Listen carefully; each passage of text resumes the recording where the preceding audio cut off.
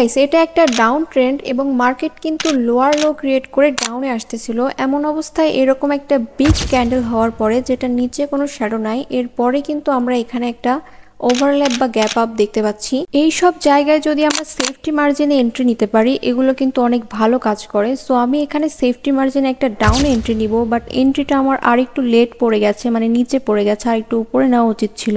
এটা যেহেতু একটা ডাউন ট্রেন্ড এবং মার্কেট যেহেতু লোয়ার লো ক্রিয়েট করে আসতেছিল, মার্কেট একটা হাই ক্রিয়েট করে আবার কিন্তু নতুন একটা লো ক্রিয়েট করার জন্য মার্কেট নিচে আসতেছে।